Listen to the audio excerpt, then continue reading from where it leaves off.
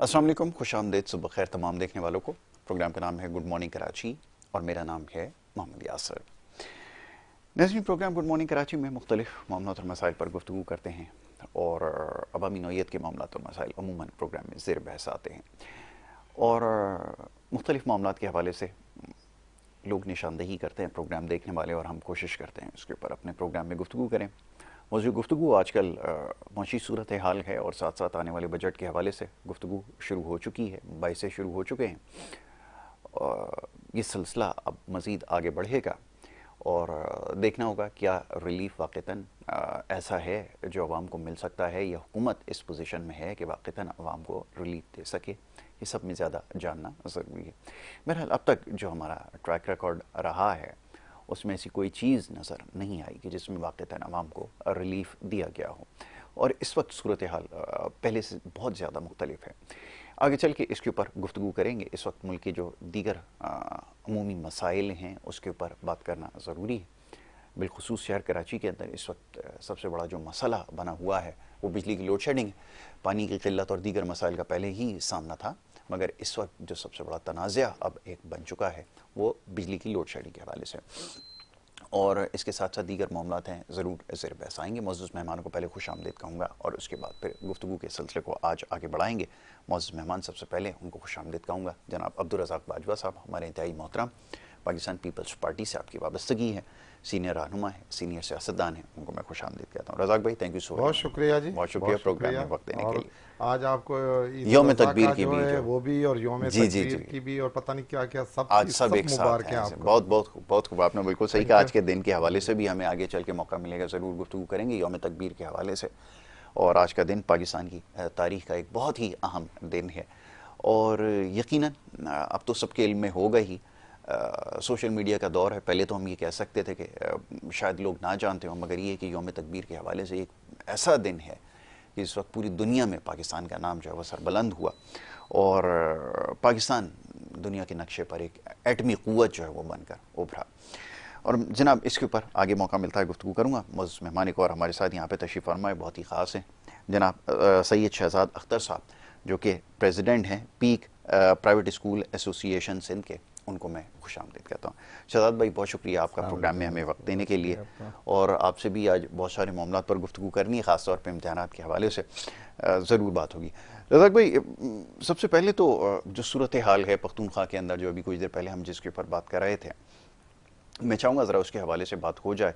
लोग जानना चाहते हैं कि आखिर हो क्या रहा है। और मैं ये देख रहा था कि वो एहतजाज के अंदर तो बड़े मास्टर हैं, पूरे मुल्क में एहतजाज की कॉल देते हैं, हर जगह एहतजाज की कॉल। इस वक्त भी मेरे ख्याल में कोई एहतजाज उनका है, मगर ये कि जब दीगर जो सियासी जमातें हैं वो एहतजाज करती हैं, मुझे अच्छी तरह याद है, अगर मैं गलत नहीं हूँ तो आप निशानदेही कीजिएगा, वो TLP ने भी एक दफ़ा एहतजाज किया था, तो उसके साथ क्या हुआ था वो भी हमें याद है। आज पीपल्स पार्टी ने एहतजाज किया तो यहाँ पे भी शेलिंग शुरू हो गई, टकराव। ये सिलसिला आखिर है क्या, ज़रा फरमाइए।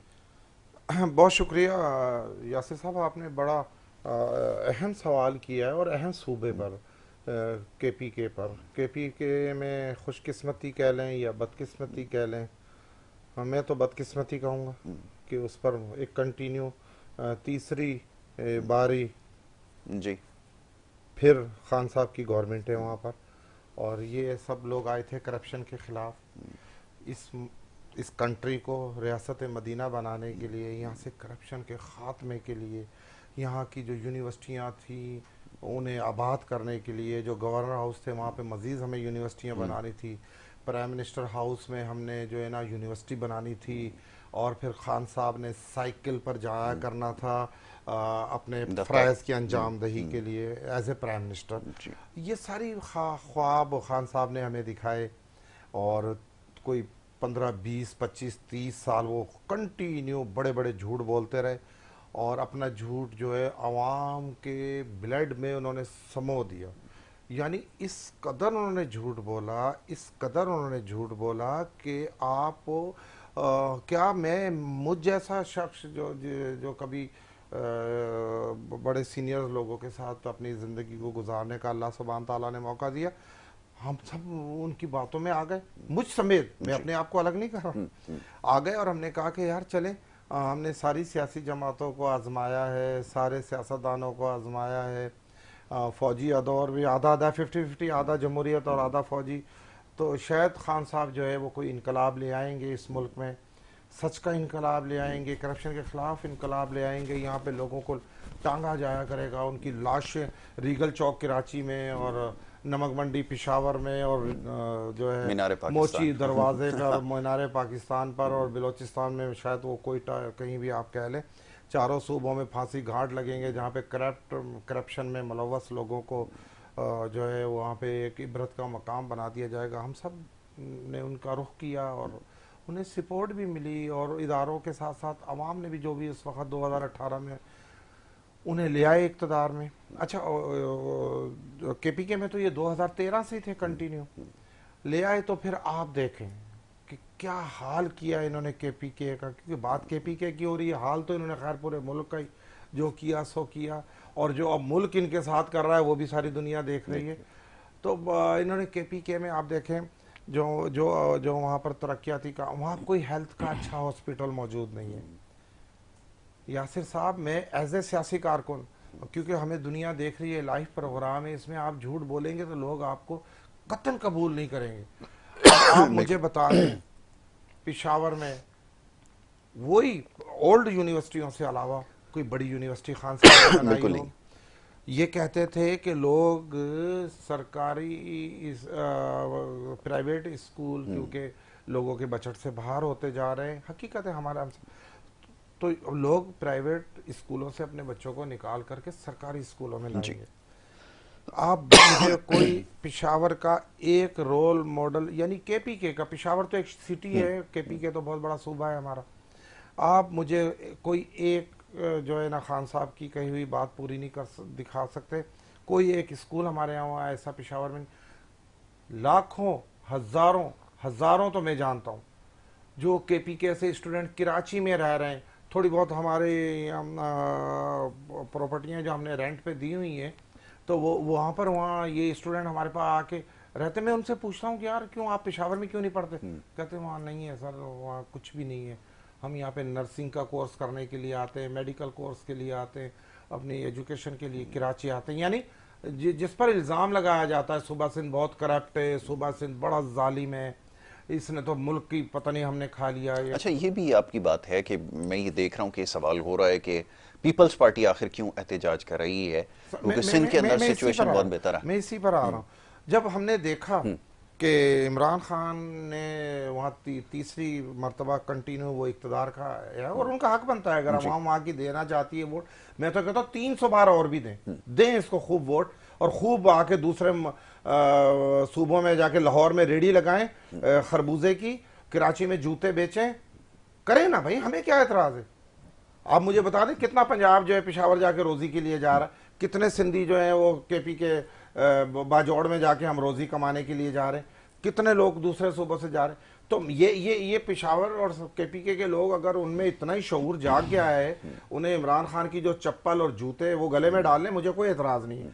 मैं उन्हें ये कहता हूं कि भाई जागो जागो, ये झूठ है, ये फ्रॉड है, ये 2 नंबर लोग हैं, ये आप पर कंटिन्यू 15, 13, 14 सालों से आप पर मुसल्लत है। इन्होंने कोई इनकलाब नहीं लाना, जब इन्हें मौका मिला इनकलाब लाने का तो इन्होंने क्या अशर किया, इस मुल्क का तहस नहस कर दिया। तंग आकर पाकिस्तान पीपल्स पार्टी मजबूर होकर, जब कोई जमात वहाँ इनके खौफ से, क्योंकि KPK में इमरान खान ने खौफ पैदा किया हुआ है कि जी वहाँ तो मस्जिद के पेश इमाम से लेकर के एक स्टूडेंट तक और डॉक्टर तक पढ़े लिखे लोग यूथिया बन चुके हैं। वहाँ पर इन्होंने अपनी गिरफ्त मजबूत कर ली, कोई इनके सामने आने को तैयार नहीं था। लिहाजा पाकिस्तान पीपल्स पार्टी की तंजीम ने वहाँ फैसला किया। वहाँ अल्हम्दुलिल्लाह वहाँ के जो गवर्नर हैं वो पाकिस्तान पीपल्स पार्टी से ताल्लुक़ रखते हैं। हम सब ने वहाँ मशावरत की कि जी कम से कम हम तो अपना हक अदा करें। अगर दूसरी सियासी जमातों ने खौफ के मारे अपने मुंहों को ताले लगा लिए तो हम आते, तो वहाँ हमारे जो थोड़े बहुत जो अरकान असम्बली हैं, कोई सेनेटर हैं या गवर्नर हैं या कोई हमारे वहाँ गिनती के MPs हैं कोई 2-4, तो हमने वहाँ फैसला किया कि हम इनकी करप्शन बेनकाब करेंगे।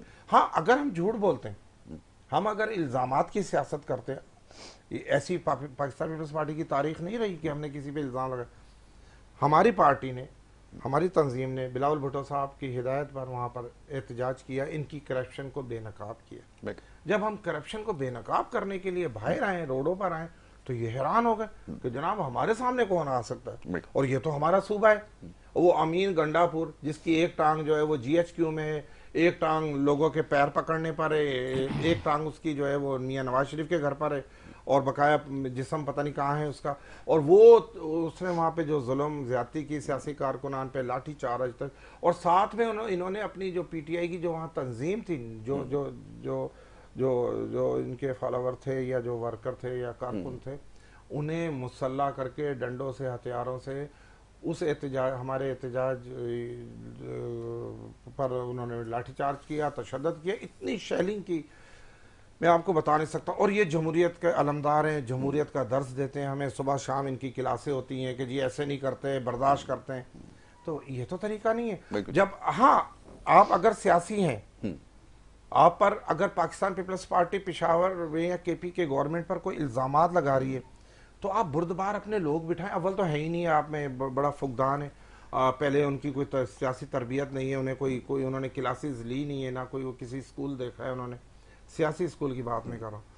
तो अब उन्हें जवाब तो देना नहीं आता, या गले पढ़ना आता है, या किसी को अपने गले डालना आता है। तो मैं ये समझता हूँ कि ये खाली KPK की आवाम को चाहिए कि इनका सोशल बाइकाट करें, इनका इलेक्शन में बाइकाट करें, और इनसे पूछें कि जनाब हमने आपको 3 बार वोट देकर KPK में आपको गवर्नमेंट दी है, आज भी उनके UC नाजिम से लेकर चीफ मिनिस्टर तक जो है उनके, बिल्कुल ऐसा ही। तो आपने क्या तरक्याती काम किए, आपने कौन सी BRD बनाई है वहां पर, कौन सी नहरें बनाई है, कौन सा डैम बनाया, कौन सा बिजली का कारखाना लगाया, पेशावर में एक न्यू एयरपोर्ट बना दिया आपने, बता दें, कोई 2-4 यूनिवर्सिटियां बनाई हैं, बता दें, प्राइवेट स्कूलों को आपने सरकारी स्कूलों को ठीक करके वहां से प्राइवेट स्कूल खाली हो गए, लोगों ने अपने बच्चे वहां से निकाल करके सरकारी स्कूलों में डाल दिए, वहाँ टाट नहीं है, बैठने की जगह नहीं है, तो बोरी नहीं है, अपनी तो आंखों से बहुत बुरा देख हाल कर आया है। हूं। बिल्कुल ऐसा ही। यासिर साहब, सब लोगों को मिलकर, मैं ये नहीं कह रहा हूँ कि हम किसी जमात की मुखालफत करें, मैं ये नहीं कह रहा हूँ कि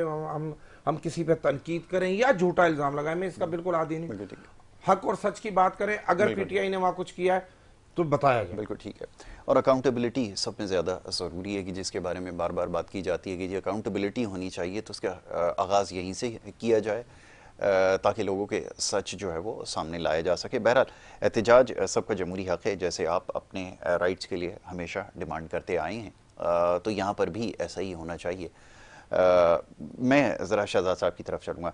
शहजाद भाई, अब इम्तिहानात का जो अमल था वो तकरीबन मुकम्मल हो चुका है, और अब जो असल मसला है जो पिछले साल हुआ, मुझे याद है अच्छी तरह, वो नताइज के हवाले से है जी।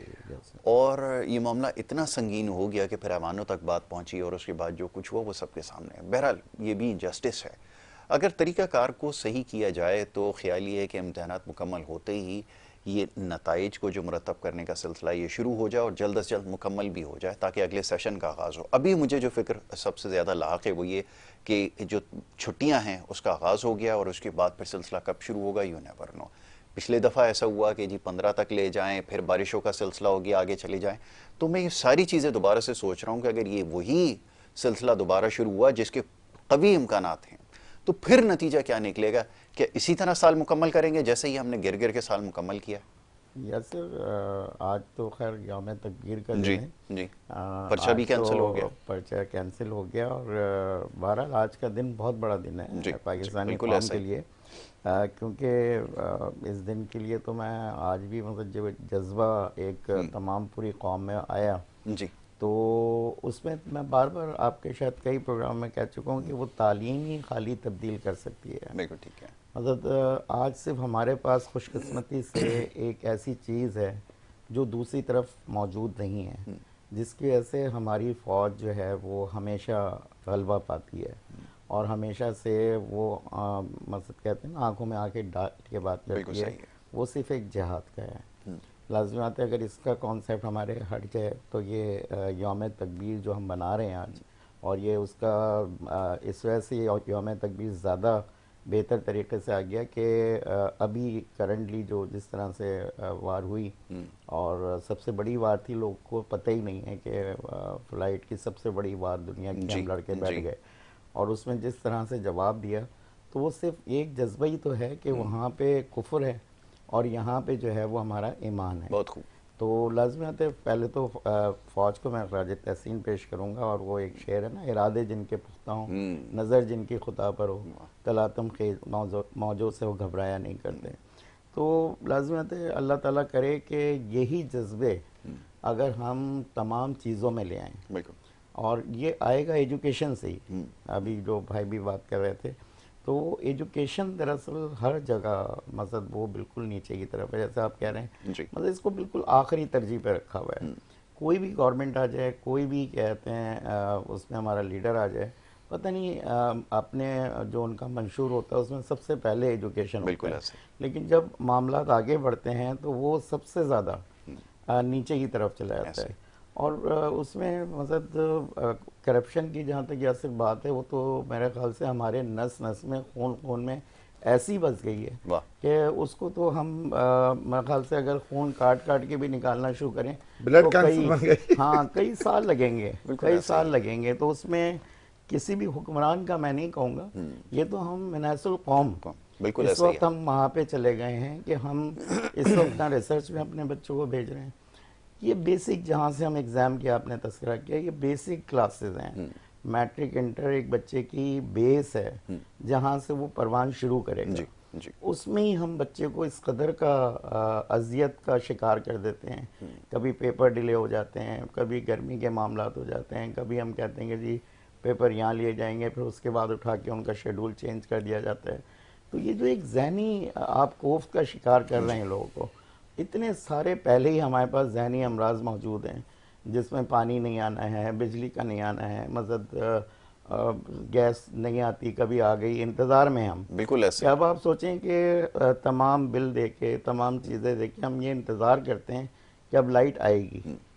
मतलब ये हम उसको तमाचा मार रहे हैं कि जो हमने न्यूक्लियर पावर बनाया, जी। उस मुल्क के बासी हम ऐसी बातें करें।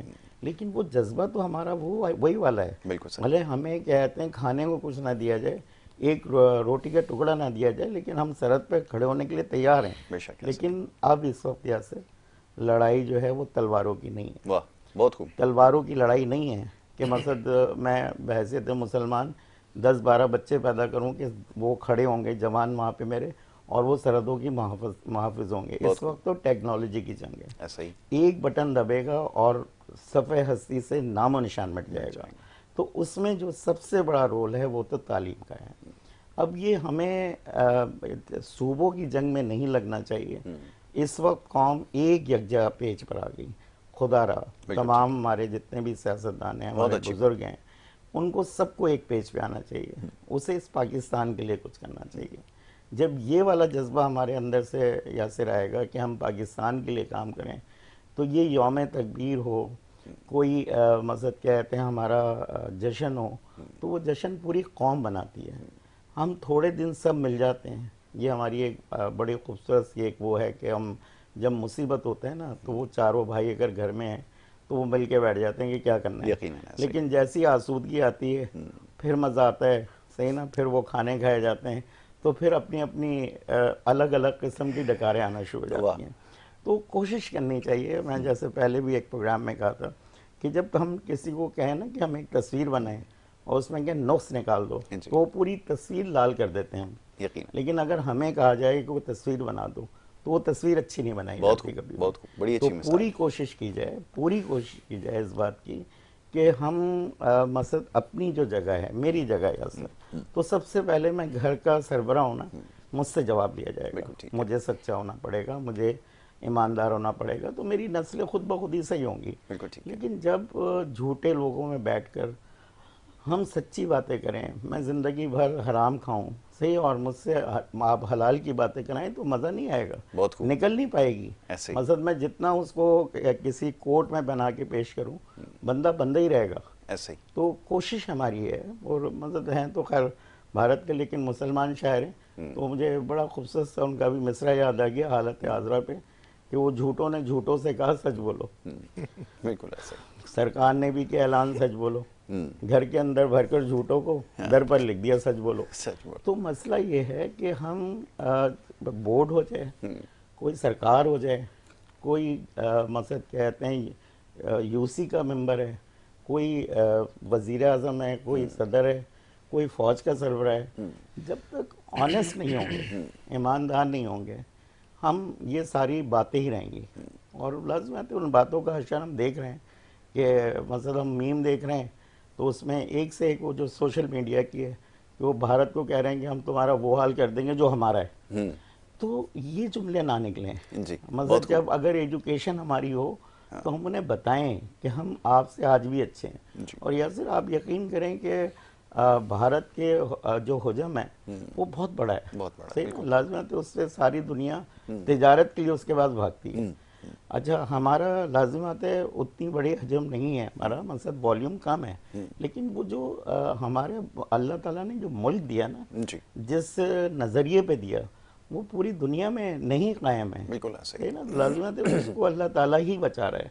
मैं शायद पहले भी एक उसमें हमसे कहा था कि वो एक जगह में बैठा होता ये जो क्या नाम है उमर शरीफ भाई, अल्लाह ताला उन्हें रहमत करे, बहुत ही खूबसूरत आदमी थे।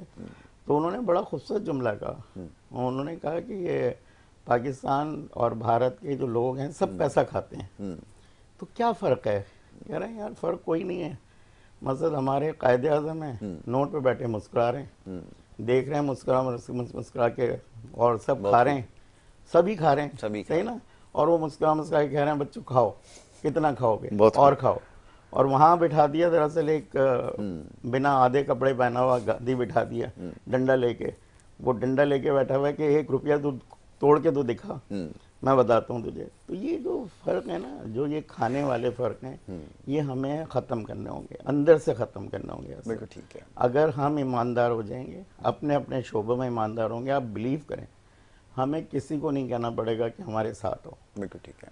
हम बात जिस दौर की करते हैं जिससे हमारी निस्बत है, अल्लाह ताला हमारी जाने उन पर निसार सब पे, अल्लाह ताला उनको दर्जात को बहुत बुलंद रखे हमेशा, और हमें अल्लाह ताला तौफीक दे के हम उनके रोज़े हौज़े कौसर से उनसे पानी पी सकें। तो वहाँ पे उनका तो दर्स ही 40 साल कुफ़ार में थे। बिल्कुल ऐसे 40 साल में सिर्फ क्या चीज़ थी, या सिर्फ 40 साल में सच्चाई और ईमानदारी थी। हुक्म नहीं दिया था, लड़कियों को भी जिंदा दफन किया जा रहा था वहाँ पे, पानी पिलाने पे, और सब ये जो झगड़े आज हमारे हैं, बस अब हमारी बदकिस्मती है कि नबी नहीं आएगा, कोई वो नहीं आएगा, सिर्फ किताब है हमारे पास, हमने उस किताब से भी दूरी इख्तियार कर। बिल्कुल ऐसे। तो हम दौर की उसकी बात करते हैं, तो 40 साल ज़िंदगी अगर नबी की पढ़ा दें बच्चों को कि भाई ये 40 साल तक क्या रहा, जब कुफ़ार के साथ थे तो उनका तर्ज अमल क्या था, ये हमारे अल्लाह ताला तमाम सियासतदानों को भी पढ़ने का मौका मिल जाए कि वो 40 साल ज़िंदगी जो दुश्मनों के दरमियान थी वो कैसे बसर हुई, क्या मोहब्बत से बसर हुई। आप यकीन करें कभी कोई किसी पे इल्ज़ाम नहीं लगाएगा, सब एक दूसरे के साथ एक ही थाल में खाना खा रहे होंगे, और ये बड़ा ही खूबसूरत आंसर होगा, और ये सिर्फ एजुकेशन करेगी। बिल्कुल ठीक है। जहाँ तक एग्ज़ाम की बात या सिर्फ हुए हैं, छुट्टियों की बात है, लाजिम बात है हर दफ़ा स्टेयरिंग कमेटी में इस बात को डिस्कस किया जाता है कि इन छुट्टियों को जून जुलाई से ख़त्म करके इस तरह से इसको सेट किया जाए कि जब हमें ज़रूरत हो हम उसमें छुट्टियां ले लें। बिल्कुल ठीक है। ये जो लगातार 2 महीने की बच्चों को गैप दे दिया जाता है, मेरे ख्याल से ये खैर ज़रूरी होता है, इतना प्रोडक्टिव रहता नहीं वहाँ पे आपको गैप नहीं। अभी देखें जो गर्मी है, ये शदीद गर्मी का स्पेल था जी, हमें यहाँ 10 दिन की छुट्टियाँ दे देनी चाहिए। हम उसके बाद जब ज़रा मौसम बेहतर आता, कदरे बेहतर होता, तो वहाँ पे उसको क्लासेस मुनासिब बात है। अगर नॉर्दर्न एरियाज़ में दिसंबर में नहीं पढ़ सकते बच्चे तो उनको यहाँ पूरा पढ़ाया जाए जैसे होता है, बिल्कुल सही है, होता है वहाँ पे। तो ये चीज़ों को चेंज हमने अपने हाथ से करना है। अगर हमने एजुकेशन पर अटेंशन देनी है, हम बकिया तमाम चीज़ों पर अटेंशन दे रहे हैं सिवाय एजुकेशन के। और ये बड़ा प्रैक्टिकल है, आपने बड़ी अच्छी बात की है। इसको मैं चाहूँगा कि इसको आइडिया को फ्लोट किया जाए, क्योंकि ये जो गर्मी है ना, आप देखेंगे जो मई का महीना रहा है इंतहाई गर्म रहा, बहुत गर्म रहा, और फिर जून में आके शिद्दत में कमी हो जाएगी, और जुलाई और अगस्त निस्बतन बहुत बेहतर हो जाता है पूरे पाकिस्तान के अंदर। तो आप बजाय इसके आप सिचुएशन को देखें, कभी अगर ऐसा हो आगे चल के, क्योंकि अब तो बड़ी तेजी से क्लाइमेट चेंज हो रहा है, अगर कभी ज्यादा गर्मी जून में हो जाए उसको देखते हुए फिर वो किया जा सकता है। जी जी 5 सेकंड जी जी जी एक जी बात पूछना चाह रहा हूँ, बार बार वो मुझे जरूर पूछ लीजिए। शहजाद भाई से फायदा उठा रहे हैं ताकि वो एजुकेशन पढ़े लिखे लोग और थोड़े से कम ही हमारे आजकल एक दूसरे के हम मेल मिलाप रह गए। शहजाद भाई, ये जो कराची और ख़ास तौर पे सूबा सिंध की आवाम में एक वसवसा है, एक बात क्लियर नहीं हो पा रही, वो ये है कि आया ये प्राइवेट स्कूल जो हैं ये जून जुलाई की जो छुट्टियों के जो दिन हैं या जो मंथ चढ़ गए, इनकी वो जो फीसें हैं वो माफ किसी कोर्ट ने की हैं या आप लोगों ने खुद रहम किया है, ऐसा है या उन्हें वो फीसें देनी है? ये डिमांड है पब्लिक की, वो क्लियर नहीं हो पा रही। ये सवाल बहुत ज्यादा स्कूल्स पूछा वाले जाता है। कहीं मांगते हैं तो वालिदैन जो भाई है ले आए इस तरह। साहब भाई ने ऐसा जबरदस्त टॉपिक छेड़ दिया कि डिमांड, ये डिमांड है। अल्लाह ताला बड़ा सारी खूबसूरत रज़ा भाई तरीके से को सवाल आपने पुट वो किया किया उन्होंने। है, वो जी। डिमांड में वही कह रहा वाह। हूँ कि हमें तस्वीर में नुक्स निकालना तो बात जी, चाहता है। जी। 12 महीने की रज़ाक भाई फीस ली जाती है जो प्राइवेट स्कूलों से ली जाती है। मैं तो इन छुट्टियों का कायल नहीं हूँ। जी, अब वो कह तो दिया जाता है कि छुट्टियां हैं तो उसको वहाँ पे फीसों को नहीं दिया जाएगा, किसी कोर्ट ने नहीं कहा। फेक आप जितना बड़ा बना के मेरे तस्वीर लगाएं और जो फेक न्यूज़ चला दें, इस वक्त कोई मुश्किल काम नहीं है। अब तो इतनी टेक्नोलॉजी हो गई कि हम और आप बैठ के दोनों एक जी, दूसरे जी, बात कर बिल्कुल, रहे होंगे बिल्कुल। और आप- यही बात कर रहे होंगे कि जी छुट्टियों की फीस नहीं लेनी। तो डिमांड तो हर वो अच्छी लगेगी चीज़ जो मेरे फायदे की हो, बिल्कुल ठीक है। वो डिमांड होगी। तो डिमांड में असल में कराची के शहरी जो जी, हैं, जी। मैं कई चैनलों पर गया हूँ, वो बाकायदा फोन कॉलों पे पूछते हैं क्या है कि हमें Confusion जो ये पाई बच्चों जाती है। की जो ये 2 मंथ की जो है ये फीसें स्कूल देनी मांग है, रहे देनी हैं है। और कहीं वो जो झूठे जो शायद झूठे हैं या सच्चे हैं, वो कोर्ट का आर्डर भी चल रहा होता है फिर सोशल मीडिया पे कि जी कोर्ट ने एक्शन ले लिया और जो स्कूल लेगा उसे सील कर दिया जाएगा, कर उसे दिया बैन। जाएगा। इसकी तो क्या ये हकीकत थोड़ा है? सा नहीं, लोगों तक बिल्कुल confusion आपको दूर हो मैं जाएगी। वाज़े तौर पर बता दूं, एक जिम्मेदार होने की जी, वजह से जी, बता जी, दूं इसीलिए आपसे सवाल किया। कि वो देनी है। देनी है। उसके पीछे देने की छोड़ना नहीं वजह है। देने की वजह क्या है, वो नहीं छोड़ना तो कोई भी नहीं छोड़ा ना। हाँ, हम क्यों छोड़े? ये वाली जो है वो अच्छा, मदद अब के, बताइए। हम कहीं और चले जाएंगे। यासिर मैं चाहता हूँ जी, एजुकेशन जी, की जी। फील्ड हाय, में। हाय, ओके, हाय। ओके। तो मदद कहते हैं वो जो डिमांड है वो तो देखें हमने ये एजुकेशन को किस तरह से तबाह किया है इससे। वो तबाह इस तरह से हो रहा है कि जब पहले गवर्नमेंट था, सही है, हम मेरे ख्याल से शायद भाई भी याद होगा, गवर्नमेंट में ही पढ़ा करते थे। बिल्कुल जी, ऐसे हम सब प्राइवेट स्कूल कोई भी नहीं हुआ करते आज भी थे। हमें काले पीले हाँ, नीले सारे स्कूलों के नाम याद है, सारे जहाँ स्कूलों के पढ़े। याद हैं और वहाँ पर जो प्राइवेट स्कूल होते थे वो बिल्कुल एक अलग होते थे। आज भी आहिस्ता आहिस्ता हम उसी नेच पर जा रहे हैं, लेकिन हमें बैठे हैं भाई तो इनके तवज्जुह से और आगे मैं बात को कहूँगा कि पहुँचाएं ज़रूर कि चीज़ों को हमें पहले सेट करना होगा। ठीक है। हमें गवर्नमेंट और पैरेलल प्राइवेट को पैरेलल लेकर आना होगा, गैप खत्म करना होगा गैप इसके खत्म बीच में। करें। ठीक आप है। मसद एजुकेशन दें। सिंध में कई दफ़ा इमरजेंसी लगाई गई और उस पर काम भी होता है, हो भी रहा है। मैं ये नहीं कह रहा, मैं शायद पर जी, जी, प्रोग्राम में कहा है कि काम हो रहा है। अभी तो ये इस पर आप यकीन करें, फौज के उस पर जिस तरह से स्कूलों ने बढ़कर और प्राइवेट स्कूलों ने और गवर्नमेंट स्कूलों ने बढ़कर अपने फौज के साथ खड़े होने का वो किया, हौसला किया, आप उन निकाल के देखें जी, उस पर। उन रैलियों में मैंने खुद शिरकत की, रैलियों में स्कूल के शिरकत की बच्चों के और बहुत जज्बा, वो बहुत डायरेक्ट खूबसूरत। एड में हमारी एक मैडम बिल्कुल, बैठी हूँ, वो 65 में नूरजहां ने काम किया था। आज मुझे अपनी नूरजहां जो है वो राफिया मल्ला नजर आई वाह। कि क्या उन्होंने आगे बढ़कर, आप यकीन करें, खातून होते हुए क्या रैलियां निकाली, कितना आगे बढ़ी। तो ये जज्बे जो है ना यासिर, ये जज्बे एजुकेशन ही देगी। जब एजुकेशन आएगी ना तो वो इन तमाम सवालों के जवाब देगी बिल्कुल। कि जब आप उसको कहते हैं कि प्राइवेट एक इदारा चल रहा है, प्राइवेट इदारा बकिया जितने चल रहे हैं वो बेलगाम इदारे हुए हैं। बिल्कुल सही ठीक है। स्कूल वाहिद वो जगह हैं जहाँ आप एजुकेशन दिलवा रहे हैं, अपने ही बच्चे को एजुकेशन दिलवा रहे हैं। हमने सामने आमने किसने खड़ा किया? बिल्कुल ठीक है। वो इसी वजह से खड़ा नताइज का रह गया मामला। अभी आगे चल के जरा उसके ऊपर भी बात कर लूंगा, क्योंकि हमारा तो कंसर्न वही है और लोगों के जो सवालात हैं वो सबसे ज्यादा इसी हवाले से हैं। वो बार बार ये लिख रहे हैं कि जैसे तैसे इम्तिहानात का अमल तो मुकम्मल हो गया, गर्मी हुई, लोड शेडिंग हुई, हमने उसको निकाल दिया, मगर ये कि नताइज के अंदर जो गुज़िश्ता साल हुआ है, क्या यही सिलसिला अगर रहेगा तो फिर तो बड़ी सख्त मुज़ामत होगी। मैं भी आपसे बात करता हूँ जरा रज़ाक भाई से भी, ज़रा कुछ मामलात हैं जिन पे गुफ्तगू करनी है। रज़ाक भाई, अभी ये जो मसाइल हैं जिसमें लोड शेडिंग सर फहरिस्त है, अब इसका क्या किया जाए? अब लोग ये सवाल कर रहे हैं कि इस मामले को कैसे इसको मंतकी अंजाम तक पहुँचाया जाए, क्योंकि देखिए वो जो इसका बिजली की जो कंपनी यहाँ पर है बड़ा सख्त मैं उसके ऊपर स्टांस रखता हूँ, लोगों की बड़ी उसके ऊपर वो है। अब उसका जो सीईओ है या क्या है अल्लाह मालूम, जब वो यहाँ जाता है सिंध असम्बली में, वो सीधे मुंह किसी से बात करने के लिए तैयार नहीं है। कल तो उनको बेइज्जत करके निकाला गया वहाँ सर से। अगर उसे आप नेशनल अमेरिका असेंबली। प्रेसिडेंट के सामने भी खड़े कर दें तो उसके तेवर कुछ और ही होंगे वो। तो इसका क्या हल क्या निकाला जाए देखें फिर? यासिर साहब, जो के इलेक्ट्रिक कह लें या हम हमारे दौर में तो ये KESU हुआ थी, करती थी। अब के इलेक्ट्रिक बन गई, प्राइवेट इदारा बन गया। मुशर्रफ साहब के दौर में ये प्राइवेट कंपनीज को सुपुर्द कर दी गई, और मैं समझता हूँ कि बेहतरी के लिए की थी। और एक चीज़ मैं देखिए, मैं किसी का भी हक नहीं रखता हूँ, अगर किसी के इलेक्ट्रिक ने एक तो काम अच्छा किया, वो ये कि हमारे यहाँ जो पहले बहुत ज़्यादा तारें टूटती थी, बिजली जाती थी, बड़े बड़े प्रॉब्लम होते थे, तारें गिर जाती थी, गधे मर जाते थे, गायें भैंसें मर जाती थी, इंसान मर जाते थे। एक तो इन्होंने ये थोड़ा सा इसका स्ट्रक्चर बेहतर किया है। अब लोग अब ना तो तारे अब वो खुद बंद करते हैं, इसमें कोई शक नहीं है, वो खूब बंद करते हैं। इतनी तारें नहीं टूटती थी, इतनी बिजली नहीं जाती थी। वो तारे ही उन्होंने जान छुड़ाई, बेच के खा गए वो सारी। खत्म कर दिया। इस सिटी में, खास तौर पे मैं कराची सिटी की बात करता हूँ, जिसके 7 अजलाएं और 3.5-4 करोड़ लोग हैं। ये दुनिया के बहुत सारे ममालिक से बड़ा एक मुल्क है, जिसे हमने अभी तक, कराची जी जिस तरह कोई छोटा सा एक समंदर के किनारे मच्छरों की कॉलोनी है, 4 कश्तियां ले जा करके वहां से 10 मछलियां पकड़ के लाते हैं और वही भून के खा लेते हैं। लोगों के जहनों से बताएं कि भाई कराची क्या है। कराची 4 करोड़ आवाम का मुल्क है, और लाखों लोग इस शहर में रोजाना दाखिल हो रहे हैं और जाने का नाम नहीं ले रहे। मुझ समेत जो आता है ना, वो चप्पल यहाँ कश्ती जला देता है, तारिक बिन जायद की तरह के, जी अब मैंने नहीं जाना। तो अच्छा, ये उनका शहर है, आए वेलकम, तो बिल्कुल मुझे इससे कोई।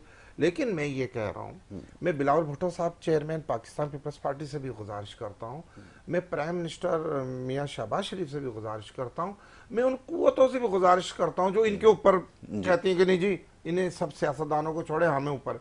यार आप ही आ जाओ, यहाँ 3-4 कंपनियां और ले आओ, इनमें कंपटीशन पैदा हो जाए, इनमें थोड़ा सा एक दूसरे के आप 4 करोड़ आवाम को एक कंपनी के हवाले आपने कर दिया। वो कंपनी क्या कर रही है? मैं मानता हूँ कराची में बिजली चोरी हो रही है, बिल्कुल मैं एक्सेप्ट करता हूँ, ऐसा कहना ये बिल्कुल गलत बात है कि नहीं हो रही। वो उसके बदले में क्या कर रहे हैं? आपसे हर किस्म के जो है ना बिलिंग ले रहे हैं, बिलिंग के ऊपर अपनी मर्जी की बिलिंग ले रहे हैं, आवर बिलिंग ले रहे हैं। आपकी लोड शेडिंग जो है 18 घंटे, यार किसी मुल्क में लोड शेडिंग होती है? किसी दुनिया के शहर में? मैं कहता हूं कि जो बिल्कुल जो ममालिक बिल्कुल डूबे हुए हैं, जहां पर लोग जानवर का खून पी रहे हैं, जनूबी अफ्रीका जैसे शहर मुल्कों में भी ऐसा नहीं है यार। आप 18 घंटे की लोड शेडिंग पे ले आए। मैं तो कराची की आवाम से ये गुजारिश करता हूँ, मैं सियासतदानों से भी गुजारिश करता हूँ, अपने चेयरमैन साहब से, कि देखें यहाँ मजीद कंपनियों की ज़रूरत है। ये एक कंपनी की उजारादारी आपको ख़त्म करनी पड़ेगी। अगर एक प्राइवेट स्कूल है तो आपने तो बच्चे वहीं लेके जाने, उसके मुकाबले में 2-3 और स्कूल हो जाएंगे तो फीसें भी कम हो जाएंगी, बच्चों के शायद क्लासों में पंखे भी चलेंगे, उनको डेस्क से भी साफ मिलेंगी, शायद वहाँ कोई एक आधा पानी का कूलर भी मिल जाए ठंडा, क्योंकि कंपटीशन आ जाएगा। तो अब यहाँ पे ज़रूरत है मजीद कंपनीज की। कंपनीज यहाँ आए और गवर्नमेंट खुद दावत दे के इलेक्ट्रिक बिल्कुल अपनी जगह पे रहे। जो आपने 25 साल मजीद इनको दे दिया, मैं कहता हूँ 500 साल और भी दे दें, कोई एतराज नहीं है अवाम को। और अवाम, ये तो हो गई एक टेक्निकल बात जो गवर्नमेंट कर सकती है, पता नहीं क्यों नहीं कर रही, पता नहीं कौन सी कुव्वतें, शायद अमेरिकन प्रेसिडेंट की ये कंपनी है, मैं तो यही मानता हूँ, क्योंकि इससे कम तो वो नकवी साहब किसी की सुनते ही नहीं। जब वो कैदी 804 का नंबर आया था इक़्तिदार का, हम समझ रहे थे शायद वो इसमें बेहतरी लाएंगे, उसने उसको अपना एडवाइजर बना लिया।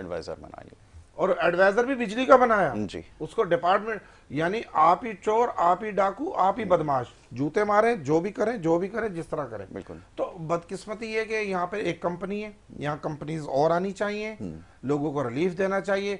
लियारी हमारा होम ग्राउंड है, मुल्की पूरा हमारा होम ग्राउंड है, लेकिन आप देखें कि लियारी में भी एहतजाज हो रहे हैं। ये कहना कि जी लियाकताबाद की लाइट नहीं है और लियारी की है, ऐसा नहीं है। लाइट वो क्रॉस दी बोर्ड, वो तो बेरहम बने, वो तो एक एजेंसी खड़ी हो गई है मुल्क में, जिस तरह आपके पास ISIA या कोई और एजेंसीज होंगी, मुझे नहीं पता, ये भी एक एजेंसी है।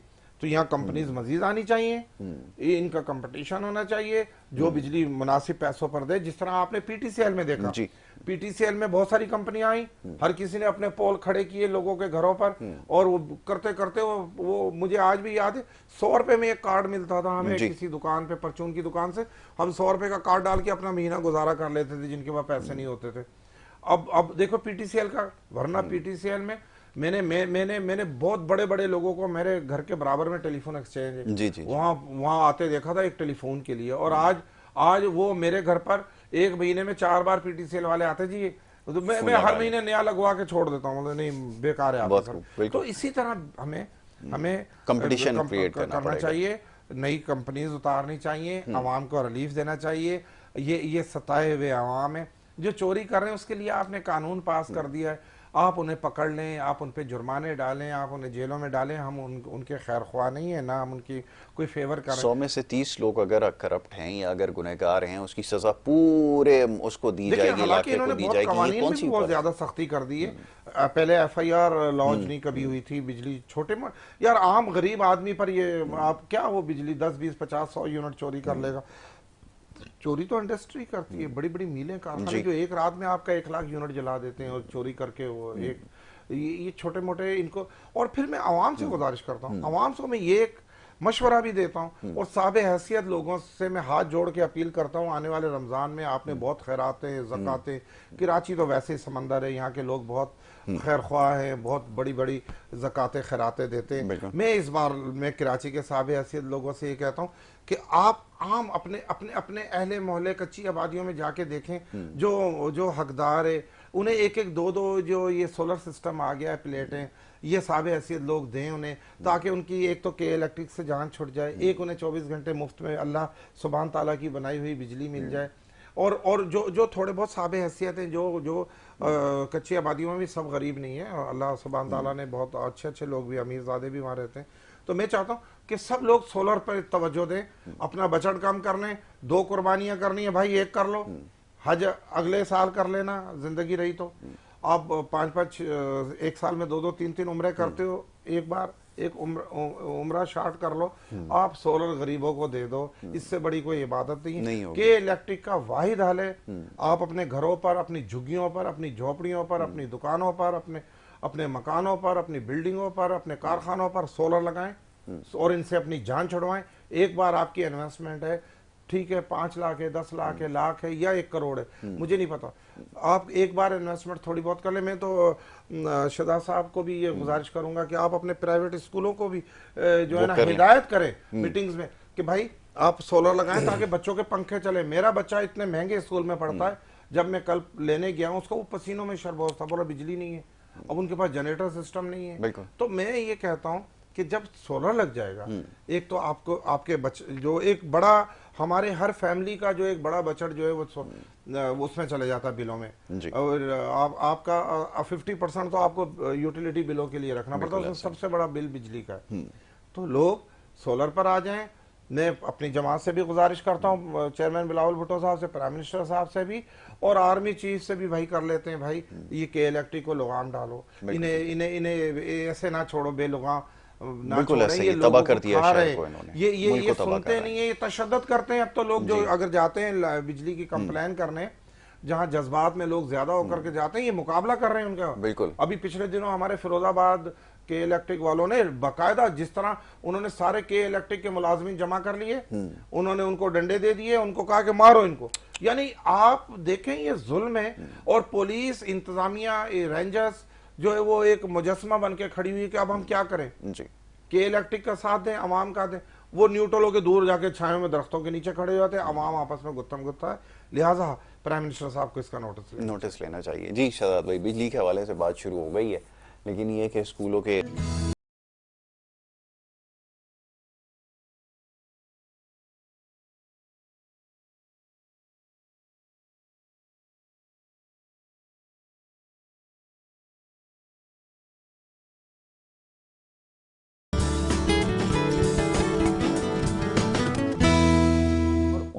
देखना पड़ेगा, हमें दोबारा से रिव्यू करना पड़ेगा, दोनों बोर्ड्स का काम ही है, बिल्कुल सही, तो उनको रिव्यू करें वहाँ पे।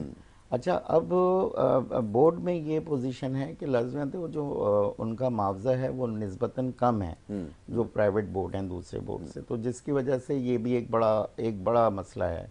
ये इसके लिए भी हमने रिक्वेस्ट की है चेयरमैन साहब से कि जनाब इसको बढ़ाएं, ताकि वो जो बंदा बैठ के 3 घंटे कॉपियाँ चेक कर रहा है उसे एक बेहतर मुआवजा मिले जब उसका दिल लगे वहाँ पे।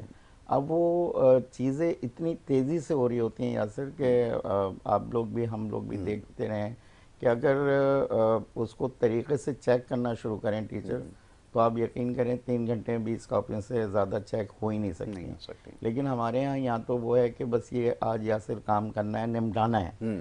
तो जब तक हम इन बच्चों को एसिड नहीं समझेंगे अपना, इनको निपटाने वाले हिस्से में नहीं रखेंगे, तो फिर ये बहुत बेहतरी आ जाएगी इसमें।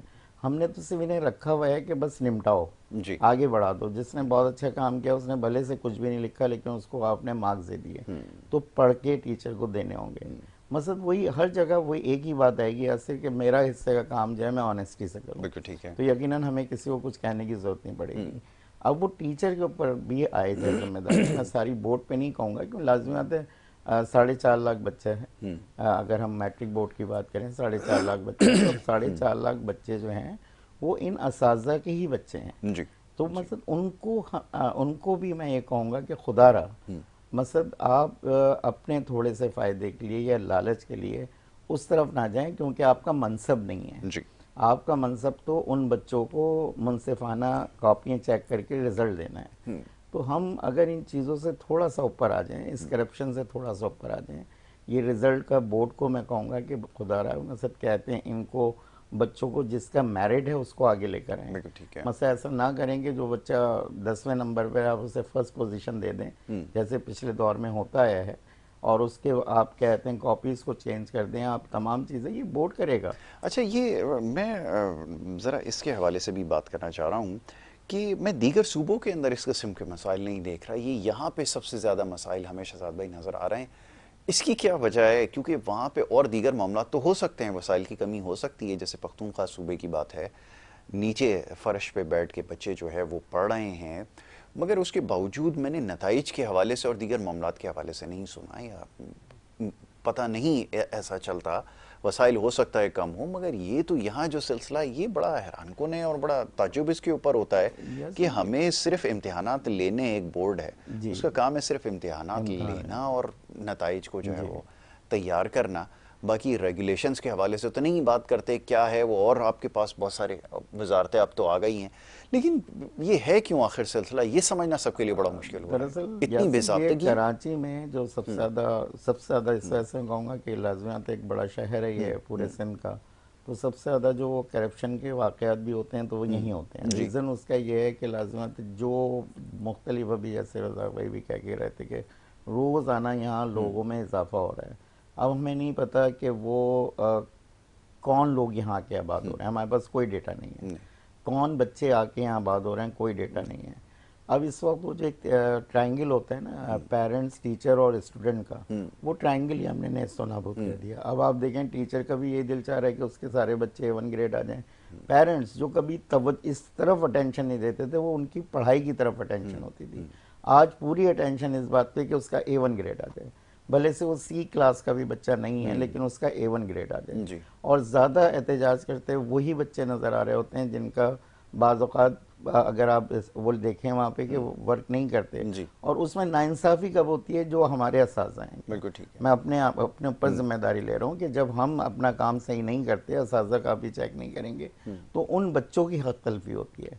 वो बच्चे जिसने बेहतरीन काम किया था और वो यासिर एक्सपेक्ट कर रहा था कि मेरा A1 ग्रेड आएगा, जब उसका B ग्रेड आता है तो ये उसके दिल से पूछिए, क्योंकि अभी वो इतना जवान या इतना बड़ा नहीं हो गया कि वो फैसलों को समझे कि वो किस शहर में पैदा हो गया, वो किन लोगों के दरमियान पैदा हो गया, अभी वो ये नहीं सोच सकता। वो तो सिर्फ ये सोच रहा है कि मेरे साथ नाइंसाफ़ी हुई, और ये वो बीज पैदा हो गया जो अब कल तनावर दरख्त बनेगा, वो वही बांटना शुरू करेगा, उसकी वो तलखियाँ आगे बढ़ेंगी। तो कोशिश की जाए यासिर कि मैं बोर्ड चेयरमैन, बोर्ड को, कंट्रोलर को, सेक्रेटरी को, ये 3 बड़े ओहदे होते हैं, इन लोगों को कहूँगा कि एक पेज पर आएँ और बच्चों के लिए वर्क करें। यकीन आप जाने कि ये बोर्ड इतने बड़े बोर्ड हैं कि और ऑनेस्टी से आप ऑनेस्टी से अगर ये काम कर लें तो कोई और दूसरा काम नहीं है। मैं हमेशा कहते आया हूँ कि बोर्ड का काम कोई सड़कें बनाने का नहीं है, बिल्कुल सही है। जो वो अपने फंड्स को बचा रहा है। क्या हमने इतने रिजर्व रख लिए, तो ये रिजर्व का जुमला उसको मदद होता ही नहीं। भाई सब खर्च करो, खर्च कर दो, आप बिल्कुल। खर्च करके उन बच्चों की बेहतरी के लिए लेकर आए। तो इसमें लाजमी है, तो सरदार शाह साहब ने बड़ा किरदार अदा किया। ठीक है। लेकिन मतलब वो चीजें हमें नजर आनी चाहिए। यही मैं आपसे सवाल होता करता हूं ये है कि हमेशा। वहां से जी। फैसला हो जाता है, फैसला साजी हो रही है, लेकिन करना तो यासिर आपने और मैंने। जब मैं और आप इस बात के लिए अभी तैयार ही नहीं है, और इसका सिर्फ एक ही तरीका कार रह गया है कि वर्कशॉप्स, बिल्कुल ठीक कि है। उन टीचर्स की पहले वर्कशॉप्स कराई जाए कि कॉपियों को किस पैटर्न पर चेक करना है, किन बच्चों को किस तरह से मार्क्स दिए जाने। ये पहले हुआ करते थे बिल्कुल ऐसे। ठीक है। अभी पिछले मकसद एक दिहाई में मैं देख रहा हूँ कि इन चीज़ों को बिल्कुल अलग कर दिया गया। अब तो बस आपने रजिस्ट्रेशन कराई, हमें ये पता ही नहीं है, हमें डॉक्यूमेंट्स पूरे करने हैं, जी। उन डॉक्यूमेंट्स को कोई चेक भी नहीं कर रहा कि वाकई यासिन ने अगर केमिस्ट्री के लिए जमा कराए हैं अपने डॉक्यूमेंट्स, तो वो केमिस्ट्री पढ़ाते रहे हैं। हमारे यहाँ हर चीज़ में जालसाजी तो इतनी हो गई है ना यासिर, कि हमें बहुत आम सी बात है, जहाँ मेडिसिन ही जाली बिकने लगे तो वहाँ पे दूसरी चीज़ों का तो क्या हाल क्या हाल पूछेंगे। होगा। तो वो हर बंदा जब इन चीज़ों में लग गया है, तो ये फर्दन फर्दन हर एक की पर्सनल ज़िंदगी पर ये बात आयद होगी कि उससे अपने हिस्से का काम करना है। बिल्कुल सही है। जब वो अपने हिस्से का काम करेंगे, कभी आप उसे टेंशन में दिया हुआ है आदमी को, जो अच्छा काम करना चाहता है उसे धमकियाँ आना शुरू हो जाती हैं, उसे ये हो जाता है कि वो शहर छोड़ दे, तो लाजमत है फिर वो अच्छे काम कहाँ होंगे। और ये सिर्फ पीछे अगर सब चीज़ों के जाएंगे तो वो कानून का नीचे आ जाना है। Exactly. यानी कि आप देखिए ना, मैं भी खड़े होकर पुलिस वाले से ऐसे लड़ लेता हूँ जैसे कोई बात ही नहीं है। बिल्कुल ऐसे ही। जबकि अगर वो सही होता, अगर वो अपने फराइज सही से अंजाम दे रहा होता, तो मेरी हिम्मत नहीं होगी कि मैं उससे लड़ सकूं। Exactly. तो रीज़न उसकी ये है कि उससे भी मालूम है, मुझे भी मालूम है कि पीछे किसी ने नहीं पूछना। यही यासिर हमारा मिजाज बन गया Exactly. कि हर बंदे को, कंट्रोलर को भी पता है क्या होगा, ज़्यादा हटा देंगे। तो ये होता है, बिल्कुल ठीक। यहाँ से हटूंगा मैं किसी दूसरे बोर्ड में चला जाऊंगा, ऐसा ही। सही ना, हटा दिया जाएगा, बैठ जाऊंगा, तनख्वाह मुझे मिलती रहेगी। बिल्कुल सही। तो जब ये वाली सोच हमारे सरों पर सवार होगी, तो फिर हम कभी भी अच्छे रिजल्ट नहीं पाएंगे। नहीं दे तो अल्लाह सकते। ताला की तरफ से अल्लाह ताला कोई मौज़ा करे, दुआ है कि जो बेहतर काम कर रहे हैं, ऐसा नहीं है यासिर, आप मेरे साथ अगर कभी बोर्ड चलें जी। तो मैं आपको ऐसे पढ़े लिखे लोगों से मिलवाऊंगा जो चाहते हैं अंदर तब्दीली आ जाए, बिल्कुल ठीक। जिनका अंदर से दिल भी है कि वो करना भी चाह रहे हैं और कर भी रहे हैं। लेकिन लाजमत है, इसमें तादाद की फ़र्क है। जब बिल्कुल ठीक है। ज़्यादा लोग जो हैं वो हो जाएं, तो करप्शन जो है वो एक बंदा नहीं रोक पाएगा। बिल्कुल ठीक है। उसके लिए सबको काम करना नहीं पड़ेगा। शहजाद भाई, अब अगला स्टेप यही है कि आपने जैसे कहा ना कि अब विजिट करना पड़ेगा और शायद उन लोगों से अब मिलना भी पड़ेगा, देखते हैं कि ज़रा वो क्या सोचते हैं और कैसे काम कर रहे हैं, काम करने का जो तरीका है उसका भी अंदाज़ा होगा, और फिर कि ये ट्रांसपेरेंसी कैसे बहाल होगी, इसके बारे में भी सोचना होगा।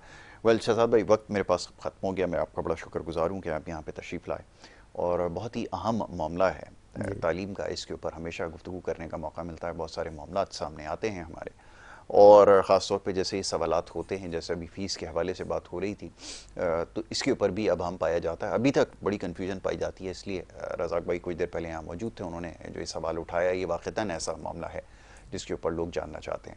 जनाब, इसके ऊपर एक नशिस्त और आगे इंशाल्लाह होगी, जिसके अंदर खुलकर इन मामलों पर भी गुफ्तगू की जाएगी, और आने वाले साल के लिए क्या तैयारियां हैं, अब इसके ऊपर मेरे ख्याल में अभी से बात करना शुरू कर देनी चाहिए, वरना ये होता है कि छुट्टियों के बाद जब ये सिलसिला दोबारा शुरू होता है तो फिर एक कन्फ्यूजन पाई जाती है, जो कि अभी से मेरे ख्याल में सिलसिला शुरू हो चुका है।